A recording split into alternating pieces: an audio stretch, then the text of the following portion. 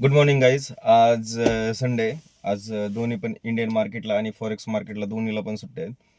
आता आपण मागच्या काही दिवसांपूर्वी तुम्हाला मी सांगितलं असेल की आपण सॅटर्डे संडे दोन्ही पण दिवशी काहीही ॲनालिसिस करत नाही किंवा त्यावरती विचारसुद्धा करत नाही. आपण ट्रेडिंगचा विचार पण सॅटर्डे संडे करत नाही. कारण की काय, जर तुम्ही 24 तास आणि सॅटर्डे संडे पण जर तो विचार करत गेला ना, तर मग तिथे पूर्ण जे तुमची थॉट प्रोसेस आहे ती एकदम डल व्हायला सुरुवात होते. कारण की काय, नंतर आपल्याला असंच वाटणार की ह्या सेटअपनुसार काम केलं असतं की त्या सेटअपनुसार काम केलं असतं. तर त्यामुळे विचार करायचा नाही. जसं मार्केट ओपन होईल ना 9 वाजता, 9 वाजल्यानंतर ते 9-8 वाजेपर्यंत एक प्री ओपन मार्केट सेशन असतो. तर त्या प्री ओपन मार्केट सेशनमध्ये मार्केटची मुवमेंट कशी आहे, मार्केट तिथे तुम्हाला किती पॉईंट खाली डाऊन दाखवतंय किंवा किती अप दाखवतंय नाही का, त्यावरती सर्व काही गोष्टी डिपेंड आहेत. आणि त्या दिवशी असणारं न्यूज काय आहेत, इम्पॅक्ट काय आहे, सॅटर्डे संडे झालं काय. आता सोमवारी जर तुम्ही बघाल ना, तर मार्केट काय होईल सांगायची गरजच नाही. बिहार इलेक्शन झाले, बीजेपीला एकदम चांगलं बहुमत भेटलं. त्यामुळे काय होईल, मार्केट अपच जाण्याची शक्यता आहे. आणि काय होईल मग अप जाण्याची शक्यता आहे. मार्केट काय होईल, थोडंसं अप होईल आणि नंतर मग अप गेल्यानंतर मग काय होईल, आता सगळ्याच लोकांना वाटतंय ना की मार्केट वरती जाईल, वरती जाईल, वरती जाईल. तसं नसतं नाही का. मग काय होणार, ते थोडंसं वरती नेणार, नंतर खाली एक रिट्रेसमेंट देणार. त्याच्यामध्ये इतके सारे स्टॉप लॉसेस हंट केले जाणार ना. म्हणजे स्टॉप लॉस हंटिंगच गेम आहे डायरेक्ट इंडियन मार्केटमध्ये. म्हणजे विषयच नाही. तुम्हाला जरी वाटत असेल आणि तुम्ही बरोबर पण असाल, मी म्हणत नाही, जर ते 100-150 जरी पॉईंट वरती अप झालं, ओपन झालं, मार्केटची रेंज काय लयत लय ते फक्त 250 पॉईंट पर्यंत अप जाऊ शकतं. मग काय होणार, 150 पॉईंट वरती जाणार, परत ते 60-70 पॉईंट खाली येणार. तुम्ही बरोबर तिथं घेतलेलं असणार. ते कोणत्या तरी एक असा पॉईंट दाखवणार की जिथून तुम्हाला असं वाटेल, तुमच्या सेटअपनुसार 5-6 इंडिकेटर तुम्हाला तिथे इंडिकेट करतील की ते मार्केट इथून वरतीच जाणार आहे. त्यामुळं विषय काय होणार, तुम्ही तिथं मग तिथं काय होणार, तिथे तुम्ही कॉल ऑप्शन घेणार. ते कॉल ऑप्शन घेतल्यानंतर बाईंगची गोष्ट करतोय मी फक्त. कॉल ऑप्शन घेणार. कॉल ऑप्शन घेतल्यानंतर मग तो कॉल ऑप्शन डिके होणार. कारण की काय, मंगळवारी परत एक्सपायरी निफ्टीची. त्यामुळं तो डिके जास्त मारणार. मग काय होणार, तिथे तुम्हाला लॉस होणार. तुमचं 60चं ऑप्शन बरोबर 40ला येणार. 40ला तुमचा स्टॉप लॉस असणार. काही काही जर लयच गट फिलिंगवाले जर असतील ना, तर त्यांचा स्टॉप लॉस 30 रुपयाला असणार. तर 30 रुपयाचा पण स्टॉप लॉस मार्केट घेणार, 27ला येणार प्रीमियम. 27 पासून तो अप होणार. म्हणजे हे मी तुम्हाला फक्त एक्सपिरियन्स सांगतो, कारण की एक्सपिरियन्सची भाई किंमत असते नाही का. तुम्ही तो विचार तसा पण करा. आणि नंतर मग काय होतं, नंतर एक सडनली मुवमेंट येणार. 27चं प्रीमियम डायरेक्ट परत 64-65ला जाणार. तिथून पुढे तर 80-89-100ला जाणार. मार्केट हलणार तुमच्या डायरेक्शननुसार. हे मार्केटमध्ये डायरेक्शन प्रिडिक्ट करण्यासाठी तुम्ही जवळपास 80% बरोबर होऊ शकता नाही का. Approximately 80% up to the mark तुम्हाला असं वाटतं की डायरेक्शन बरोबर आहे आणि ह्या पॉईंटपासून ह्या गोष्टी होऊ शकतात. म्हणजे तुम्हाला 40-50 पॉईंट भेटणं मार्केटमध्ये काय एवढं काय मुश्किल नाही आहे. पण होतं काय माहिती आहे का, तुम्ही ऑप्शन बाईंग करता ना, त्यामुळे बाईंगचे भाई वेगळे किस्से आहेत. डायरेक्ट बाईंगचे म्हणजे तुम्ही जर बरोबर बसलेले असाल ना, तर तुम्हाला डायरेक्ट 3x 2x काय पटीमध्ये पैसा आहे डायरेक्ट. 200-200, 20-20, 30-30, 40-40 पट ऑप्शन हालताना मी आतापर्यंत बघितलेलं आहे. पण होतं काय, बाईंगमध्ये डिके जास्त होतं दरवेळेस. तेच कारण, आणि डिके झाल्यामुळे जर डायरेक्शन तुमच्या साईडने नाही गेली, तर मग तिथे हे होतं, प्रॉब्लेम होतो जरा नाही का. म्हणजे प्रीमियममध्ये डिके येतो आणि प्रीमियम गळतात. त्या उलटच माझं तुम्हाला सजेशन काय राहील, मी हा व्हिडिओ फक्त आणि फक्त जे तुम्ही हा चॅनल बघायला आला, तुम्हाला बाकी ठिकाणी, आता तुम्ही इंडियन मार्केटमध्ये बऱ्याच ठिकाणी बघितलं असेल की ऑप्शन बाईंग वगैरे करून झालं नाही का. 2022, 2023, 24 अगदी तिथपर्यंत सुद्धा मी व्हिडिओ नाही काढले. आता मी व्हिडिओ काढायला सुरुवात केली. तर माझं असं मत आहे की आता तुम्ही करून थकले सगळं, झाले तुमचं सगळं नाही का. आता तुम्हाला जर इंडियन मार्केटमध्ये काम करायचं असेल, तुम्हाला जर फॉरेक्समध्ये काम करायचं नसेल, फॉरेक्समध्ये बऱ्याच साऱ्या इरेग्युलरिटीज आहे सध्या इंडियन गव्हर्नमेंटच्या, तुम्हाला जर तिथं काम करायचं नसेल, तुम्हाला जर इंडियन मार्केटमध्ये काम करायचं असेल आणि तुमच्याकडं दुसरा कोणताही स्किल सेट नाही आहे, तुम्हाला जॉब नाही, दुसरा कोणताही स्किल सेट नाही, दुसरं अर्निंग करण्याचं तुमच्याकडं जर साधन नाही, तर मी काय म्हणतो ते तुम्ही नीट ऐका.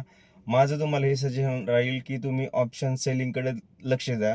कारण की काय, ऑप्शन सेलिंगकडे जर लक्ष दिलं ना, तर तुम्हाला ठीक आहे. माझं म्हणणं काय माहिती का, तुम्ही महिन्याकाठी ॲटलिस्ट तुमच्या 2 ते 3 लाख जे कॅपिटल आहे, तर त्याला जर 1-2 लॉटनी जरी तुम्ही करत राहिले ट्रेडिंग, तरी तुम्हाला तिथे आहे ना 20 ते 25 हजार, 20 ते 30, 40, 50 हजारापर्यंत सुद्धा काढू शकता जर तुमची डायरेक्शन अनलिमिटेड असेल आणि तुमच्यामध्ये जर होल्डिंग कॅपॅसिटी जर असेल ना, तर तुम्ही 1500 रुपयांचे पण प्रीमियम झिरो करू शकता. एक्सपायऱ्या 4 आहेत मित्रांनो, त्याच्यातल्या 2 जरी एक्सपायऱ्या तुमच्या जर झिरो झिरो झाले, 1500चे कॉल जर झिरो झाले तर 3000 पॉईंट भेटतात. 3000 पॉईंट सेन्सेक्सची जर तुम्ही 1500 पॉईंटचा जर हे केला तर एक लॉटनेच तुम्ही ट्रेड करताय. 1500 गुणिले 20, 30,000, 30 आणि 30, 60,000 रुपये तुम्ही 2 एक्सपायऱ्यांमध्ये करू शकता.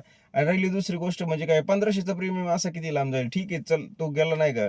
1500चा प्रीमियम वरती तुम्ही 500 पॉईंट तुमचं स्टॉप लॉस आहे त्यामध्ये, 500 आणि 500 1000 पॉईंट, 2000 पॉईंट राहू शकतात. त्यामध्ये तुम्हाला 40,000 रुपये आरामशीर भेटू शकतात. मी तुम्हाला इथे अजिबात इन्फ्लुएन्स करत नाहीये की तुम्ही इंडियन मार्केटमध्ये करा, यामध्ये भरपूर सारा प्रॉफिट आहे, अजिबात करत नाहीये. मी तुम्हाला फक्त एवढं सांगतोय, तुम्हाला जर दुसरा स्किल सेट नसेल तर तुम्ही ह्या गोष्टीकडे एकदम सिरियस गोष्ट म्हणून बघा. कारण की काय माहिती का, आता जर तुम्ही सुरुवात करताल तर तुम्हाला वेळ लागणार आहे. कारण की काय, मार्केट आणि जिथे पैसा बनतो ना, कुठे पण जिथे पैसा बनलेला आहे ना तिथे वेळच लागतो, आणि जिथे लवकर पैसा बनलेला आहे ना तिथे तो पैसा टिकत नाहीये. म्हणून मी तुम्हाला सांगतो, पैशाचं ते गणित आहे आणि ते तुम्ही योग्य पद्धतीने हँडल करा. कारण की काय, तुम्ही जर ऑप्शन करत असाल, आता तुम्ही परत म्हणता की गोल्डमध्ये लय पैसा, गोल्डमध्ये आता भरपूर सारे लोक इतके सारे गोल्डमध्ये ट्रेड करतात ना फॉरेक्समध्ये, तर तिथे वेगळीच कहाणी आहे त्या गोल्डची. तर त्या गोल्डच्या कहाणीमध्ये न जाता तुम्हाला जर इंडियन मार्केटमध्येच पैसे कमवायचे असतील तर सगळ्यात भारी वे, तुम्ही काय करा, एक मस्तपैकी आरएचं सर्टिफिकेट करा, NISM कडून आरएचं सर्टिफिकेट करा. त्यामध्ये तुम्हाला तुम्ही एकदम रजिस्टर्ड एक हे होऊन जाताल नाही का, म्हणजे रजिस्टर्ड तुम्ही काय म्हणतात त्याला, रजिस्टर्ड होऊन जाऊ शकताल. मग आरएच्या सर्टिफिकेटला तुम्हाला किती 900,000 रुपयाची फीज लागते. त्यानंतर तुम्ही कॅपिटल, त्यामध्ये फक्त कॅपिटल रिक्वायरमेंट आहे ऑप्शन सेलिंगमध्ये. किंवा तुम्ही इंट्राडे करत असाल तर MTF करा. मार्जिनल मनी घेऊन तुम्ही स्टॉक घेऊ शकता, होल्ड करू शकता तुमच्या सेटअपनुसार. त्यातून तुम्ही कॅपिटल बनवा. कॅपिटल बनवल्यानंतर ते कॅपिटल तुम्ही ऑप्शन सेलिंगसाठी डिप्लॉय करा. सेलिंगसारखी मस्त गोष्ट कोणतीच नाही आहे. ऑप्शन बाईंग सुद्धा नाही आहे. ऑप्शन बाईंगने तुमचे 1 लाखाचे 10 लाख रुपये होतात, पण ते 10 लाख रुपये एका दिवसामध्ये जर तुमचं कॅपिटल जर 30-40% वाईप आउट झालं ना मित्रांनो, समजून जर दुसऱ्या दिवशी जर तुमचा डेंट जर पडला, छोटा जरी, मी म्हणतो 5%, 10%, 15% जरी डेंट पडला, तुमचं कॅपिटल 40-50% जर इरोज झालं ना, तर तुम्ही संपले समजायचं. पुढच्या 8 ते 10 दिवसामध्ये तुम्ही संपून जाता. ह्या ज्या गोष्टी आहेत ना, ह्या गोष्टी कुणीच तुम्हाला युट्यूब चॅनलवरती सांगणार नाही. एवढ्या सगळ्या जे एक्सपिरियन्सने ज्या गोष्टी आलेल्या आहेत त्या तुम्हाला कुणी दुसरं सांगणार नाही. ते तुम्हाला व्यवस्थित हे करायला लागेल. म्हणजे त्या गोष्टी फक्त जो एक्सपिरियन्स होल्डर आहे, की ज्यांनी त्या गोष्टी बघितलेल्या आहेत, तोच त्या गोष्टी सांगू शकतात. तुमच्याकडे पण माझ्यापेक्षा भरपूर अनुभव आहेत, पण ठीक आहे, तुमचे अनुभव ऐकायला मी नाही, तुम्ही कमेंटमध्ये लिहू शकता ते अनुभव नाही का. पण काय आहे, आता माझं तुम्ही ऐकताय तर तुम्ही नीट ऐका. कारण की जर त्या गोष्टी आत्मसात नाही केल्या तर तिथून पुढे तुम्हाला जास्त वेळ लागत नाही तुमचं कॅपिटल संपण्यासाठी. आणि तुमचं कॅपिटलच ही तुमची सगळ्यात मोठी पॉवर आहे. ट्रेडिंगमध्ये कॅपिटल सगळ्यात मोठी पॉवर आहे. आणि तुम्हाला थांबवू शकता, तुमचं होल्डिंग पॉवर किती आहे, तुमचं माइंडसेट कसं आहे, तुम्ही लॉस होत असताना तुम्ही गोष्टी टॅकल कशा करता, हे खूप महत्त्वाचं आहे. आणि डायरेक्शन ही जवळपास प्रत्येकाची 70-80% मध्ये बरोबर येतेच.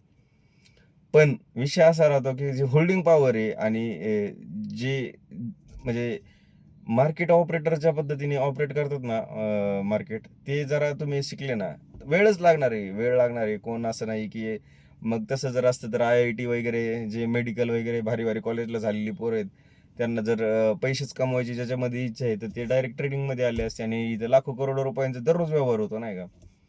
नाही ना होते, कुणालाच नाही होते, कुणी नाही क्रॅक करू शकत एवढं.